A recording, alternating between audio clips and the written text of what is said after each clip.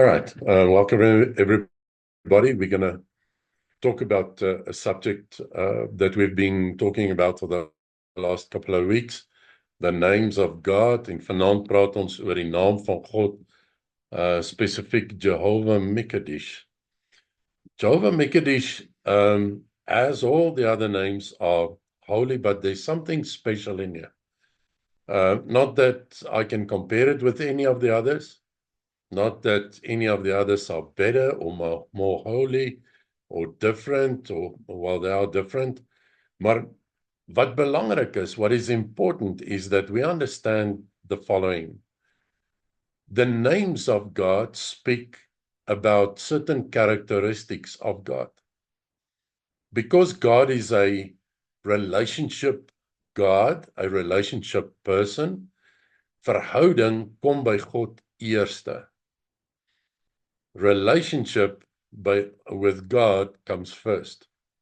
That means, listen to this, in the Old Testament, God says, as far as I know, it's in the book of Isaiah, he says, if my people, no, it's the book of Joshua, if my people that are called by my name, and he mentions it in the New Testament as well,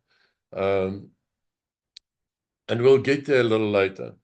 He says, if my people that are called by my name will humble themselves.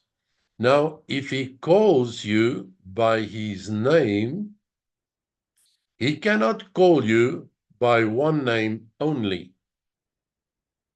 He calls you by all his names. In other words, he identifies in all his entire capacity with you. Jehovah Jireh, Elohim, your Father, Jehovah Rapha, the healer, and also Jehovah Mekadesh, the Lord our sanctifier. Every name he calls you by, or he expresses and speaks his name, all his names over you as his child. So die goedheid van God wat daar is in die een naam is net so van toepassing op die kind van God as die oorwinning Jehovah Nissi wat daar is in die ander naam. Listen to this, and I'm going to give you a short teaser about the coming camp. To be complete in him is to be complete in all his names. That is a big word. There are people that experience half victory in their lives because they live not in total completeness. Be it because of a lack of knowledge, be it because of a lack of sanctification or dedication or commitment. If God says, I call you by, or I call my name over you, you are called by my name. It is synonymous to be complete in him. Now I say again, I understand there are people that have not discovered this and are living only halfway or partially complete in him, and they suffer certain losses. If we read the book of Psalm 103, listen to this powerful scripture. Take it home with you. Or you are home, I know. But take it with you. Psalm 103, verse 2 says the following. Bless the Lord. I just want to get there. Sorry. Bless the Lord, O my soul, and all that is within me. Bless his holy name. If there are 20 Jehovah names, bless him in all of that, or bless him because he is all of that. To who? To David, to me, to you. Bless Jehovah, O my soul, verse 2, and forget none of all his benefits. That is all his benefits is to stand complete in him. All right, let's get off the camp. I'm going to read from the book of Leviticus, and there's a mighty scripture. They're all mighty. But listen to this. Leviticus chapter 20 says in verse 3, and I will set my face against that man. God has called Moses, and he spoke to him, and he introduces himself as God by a certain name. Verse 2 says that gives of any of his seed to Molech. Molech was a pagan god in the land of promise, the land of Canaan. And the Bible says, God says to Moses, if anybody of the Israelites give any of his seed to Molech, he shall surely be put to death. All right, just remember that. Then he says in verse 3, because he has given of his seed to Molech to defile my sanctuary and to profane my holy name. Meaning, it sits in as a sin, as an offense between me and God, which means, unless it is dealt with, that can bring me serious consequences. And there are certain things, certain sinful things, which because of its nature and agreements that are made through that sin, it brings onto a person's life that commits that or enters into those agreements certain consequences, which can stay with you for life unless you deal with it. I'm going to prove it. Now, the Bible goes further and says, verse 5, then I will set my face against that man and against his family. Remember that. Verse 6, and the soul that turns to mediums and to spirit knowers, that is an agreement with the evil one, to consult the evil one or an agent of the evil one, whether you did it in the Old Testament or you do it today. There are certain things which are committed and agreements entered into with the evil one or with the evil spiritual world that makes you to make certain agreements. And those agreements are kept on record by the evil one, also in the heavenlies, by God. It sits against such a person's name. And unless he deals with it, life can become miserable to that person. Because there's always a tug of war between the evil one and God for the salvation of any soul. Then God goes further and he says, to go lusting after them, I will even set my face against that soul and cut him off from amongst these people. Okay, here we come. Verse 7, and you, listen carefully, you and me, here comes duty and explanation number 1.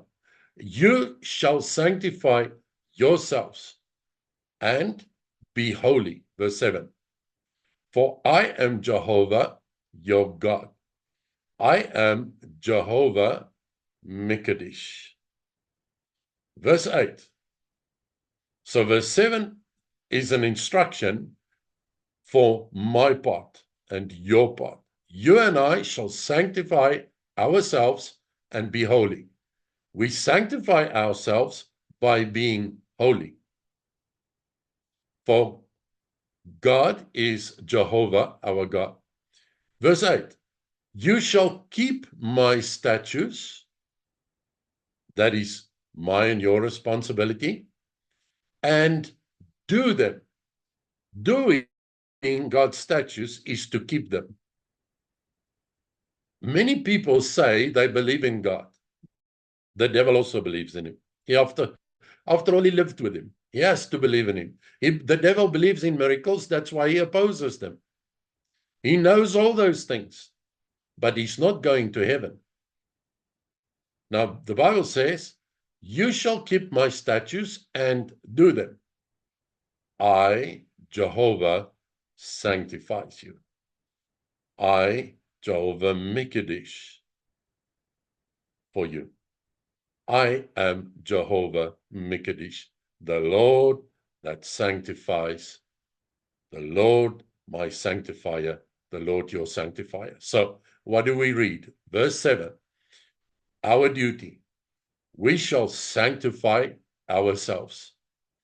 Verse 8, God shall sanctify you and me.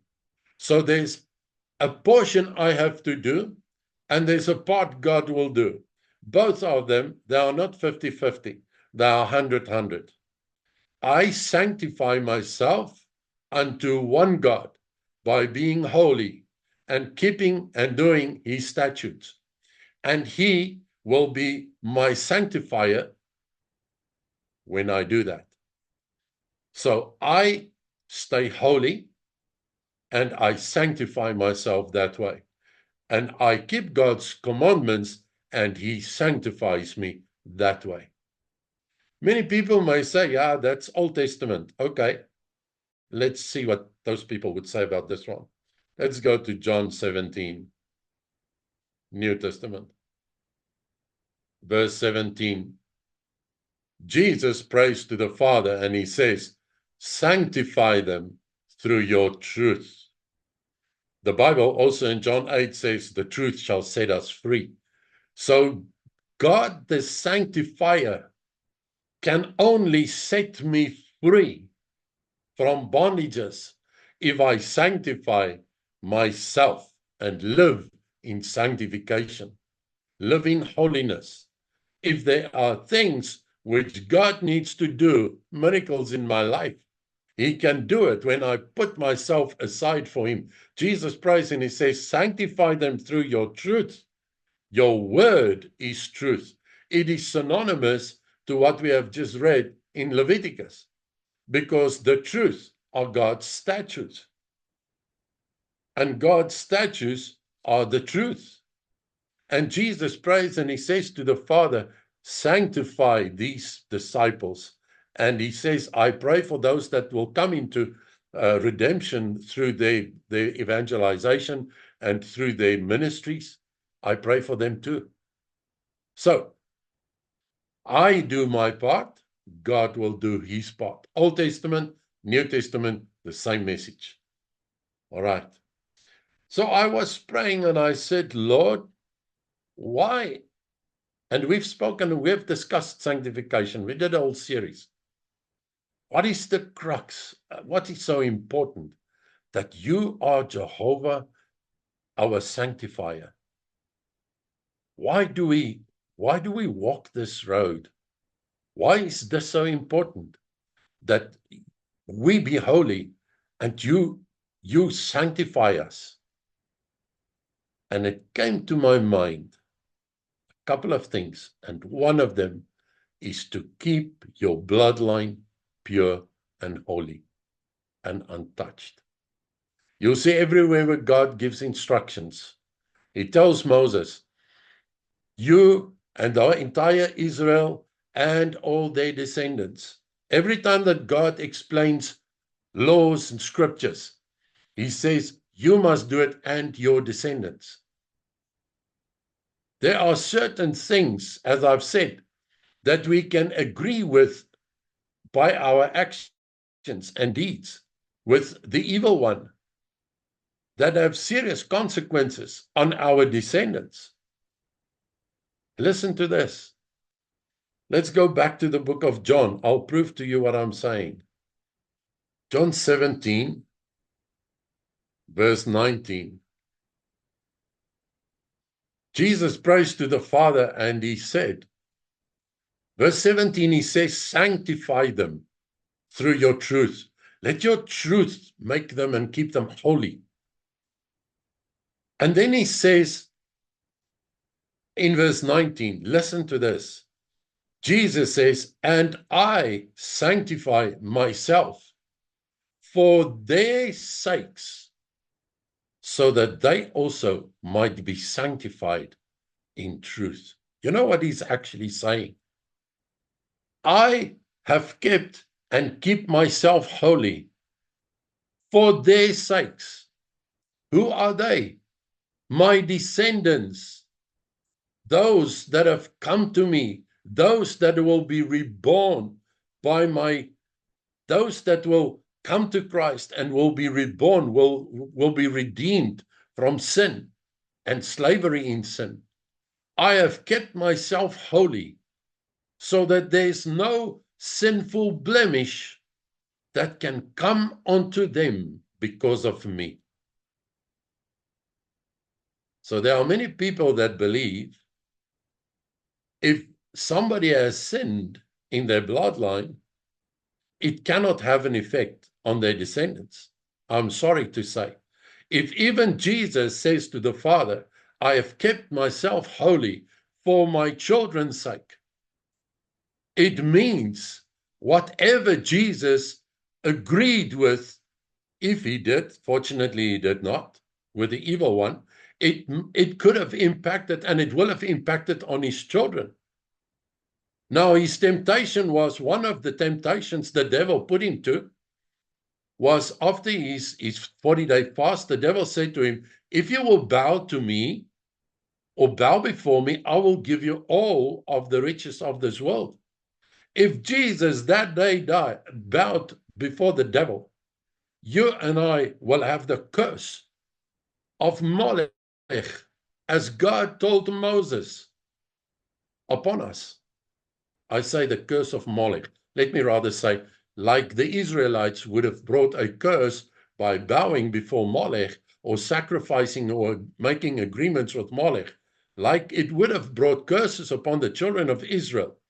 For Jesus to fall for sin or agreements with the devil would have brought curses upon you and me. In fact, there would have been no redemption for you and me. We would have been on a downhill trip forever and ever. So what does Jesus say? I have kept myself clean so that those that follow me, those that become part of my bloodline, would stay holy, and that there is no evil thing that form part of my bloodline that could impact on those that will receive redemption through me, and that my blood will stay holy to redeem this world from sin. That is why he is Jehovah, our sanctifier. And he calls you and me by name, amongst others by the name Jehovah Sanctifier. Jehovah, our sanctifier. So sanctification, Paul writes and he says, without that we will not see heaven. And as I was reasoning with God about this came to me. To keep your bloodline pure and holy, your descendants, to keep and retain God's blessings, and to retain victory for yourself. And I said, Lord, in other words, what you are saying is your name called upon or spoken over us. We are called by your name.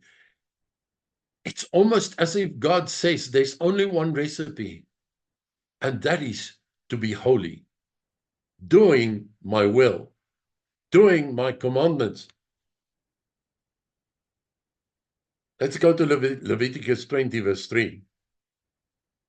It says, and I will set my face against that man because he profaned my holy name.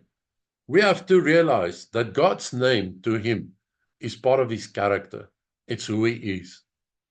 And if we stay or live outside of the parameters of sanctification, we actually, especially if we know the way, we actually insult his name. Die boek van Hebreërs sê, vir iemand wat eens gesmaak het bekering en daarna terugkeer na sy ou weë, is soos 'n hond wat terugkeer na sy eie braaksel en wat die bloed van Christus vertrap. En dit is omtrent wat God vir Dawid gesê het, toe hy gesondig het met Batsheba, nou dat jy hierdie ding gedoen het, en my naam by die ander nasies in oneer gebring het, sal hierdie kind sterwe. So, why do I live in a relationship with Jehovah Mekadesh in sanctification? Why do I accept him as my sanctifier and follow him, his commandments, his ways that will sanctify me? One, to keep my bloodline pure, to keep myself pure, and to retain God's blessings upon me and my descendants. Let's go to Isaiah 23, verse 13. Behold the land of the Chaldeans. Just want to make sure. This people did not exist. Assyria founded it. For those who live in the desert, they set up their siege towers. They stripped its palaces. They made it a ruin. Sorry, I just want to make a correction here. I'm not sure if that is the scripture I wanted to read. Let's go to 2 Corinthians 6, verse 14. Okay. 2 Corinthians 6, verse 14 says, do not be unequally yoked together with unbelievers. For what fellowship does righteousness have with lawlessness? And what partnership does light have with darkness? So this is quite a harsh scripture. It says, verse 15, what agreement does Christ have with Belial? Or what part does a believer have with an unbeliever? What agreement does a temple of God have with idols? For you are the temple of the living God, and as God said, I will dwell in them and walk among them. I will be their God, and they shall be my people. What I see is that anything that makes an agreement with anybody else but God is an abomination, and it opens a door to some form of bondage and some form of spiritual slavery. Revelations 12, verse 9. It's a scripture you know. Let's go from verse 7. There was a war in heaven, Michael and his angels against the dragon, but they did not prevail, nor was there place for them in the heaven anymore. And the great dragon was cast out, the old serpent called Devil and Satan, who deceives the whole world, who was cast out into the earth, and his angels were cast out with him. Verse 10. And it says, and I heard a great voice saying in heaven, now has come the salvation and power and the kingdom of our God, and the authority of his Christ. For the accuser of our brothers is cast down. Listen to this. Who accused them before our God day and night. These are one of the things we have to understand. We have to serve Jehovah Mekadesh.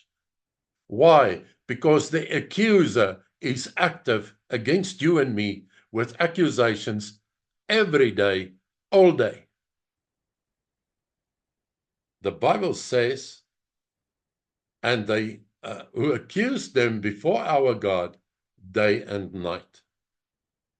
If the devil works so hard for a person's life to get entry into it, it is the reason why it is so important that God, way back in the days of Israel, warned Moses and said, I am the God that sanctifies you. Thousands of years later, John would write in Revelations, the devil has been accusing every saint every day. That is why it's important to stay on the clear and the holy side of the devil's accusations, away from it. Why? 1 John 5:18, die regverdige is uit God gebore, hy bewaar homself, and only then the evil one has no hold on him.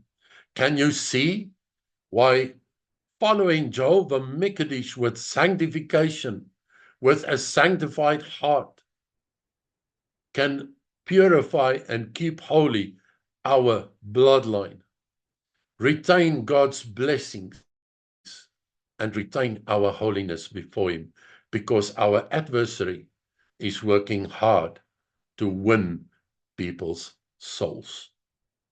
I'm not saying this to scare anybody. We have got the Holy Spirit inside of us, and He sheds abroad in our hearts love, joy, and righteousness. And the blood of God, the blood of Jesus protects us. We can live in total freedom in Christ. But we must serve Jehovah Mekadesh with everything we have. And the closer we get to the second coming of Jesus, and the second coming of Jesus is for one person today and for another one tomorrow and another one the day thereafter. There is no one certain day set for everybody. You will never know, we will never know when God comes for who. One day I conducted a church. They asked me to preach at a funeral. They had no preacher, so they asked me. And I arranged with the family to be there at a certain time, let's say 10 o'clock. At 9 o'clock, the person who passed away was the husband, or rather the wife.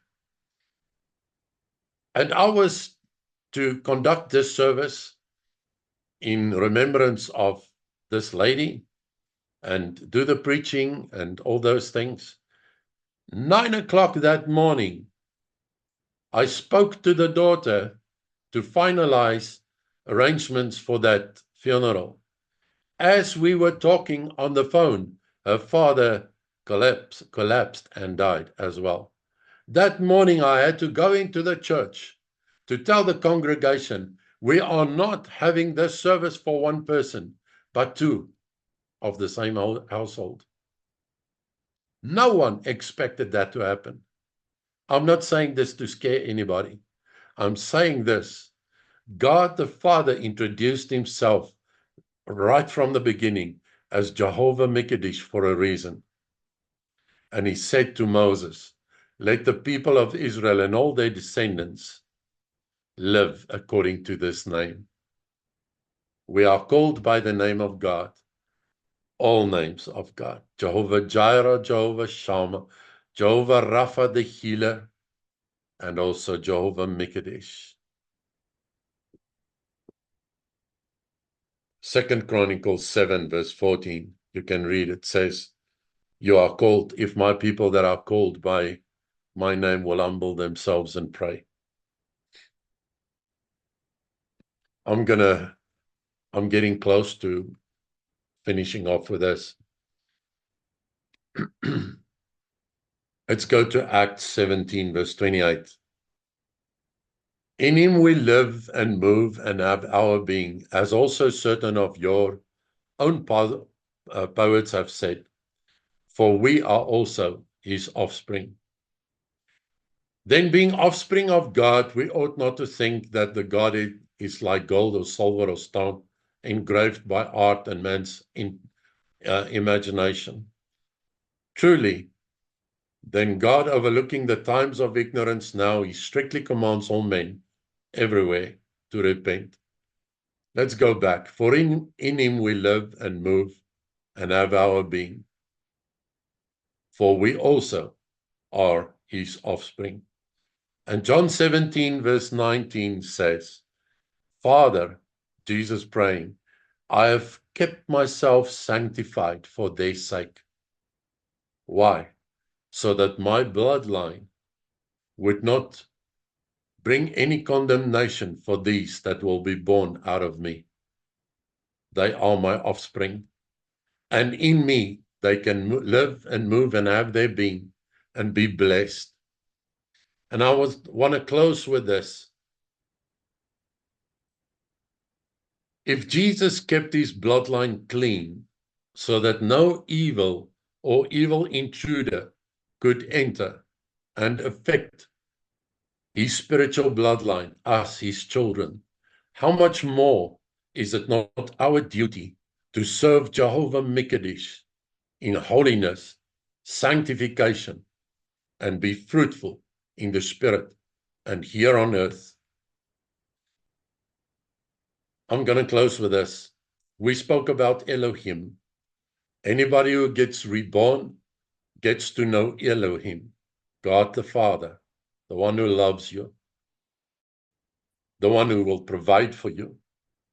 And then, as this friendship with God and this understanding is established inside of your heart, you will get to know Jehovah Jireh, the one who provided the perfect lamb, so that you can understand your rebirth and where it came from, but also that you can understand the victory that it brought for you, that the perfect lamb was slain for once, and you and I can live in him and be complete in him and live in that victory. And then we discuss Jehovah Nissi, because you will get challenges along your life. And the Lord God is your fighter. Psalm 35 verse 1, fight against those that fight against me, and plead my case against those that strive with me. And then God comes and he introduces him as your righteousness, Jehovah Tzidkenu. If we live in him and we obey him, he becomes our righteousness. Together with, if we live in sanctification, we will have victory over the accuser, and we will be safe until the day God, Jesus comes again. But you see, only then can I say, I will have victory, and I will overcome by the blood of the Lamb and the word of my testimony. What is the word of my testimony? It's the same as the word of Jesus' testimony. Part of it is when he said on the cross, it is finished. Another part of it's when he knelt before the Father and he prayed and he said, I have protected all of them so that none of them would go lost except for one, the son of perdition, so that the scripture may be fulfilled. And then he said these words, I have sanctified myself for their sakes. That is part of his testimony. And you and I can have victory and overcome by the blood of the Lamb and the fact that the bloodline of Jesus is pure and holy, and I can live in it, and the devil has no hold upon me. But I have to know God as Jehovah Mikadesh, in Jesus' name. Amen.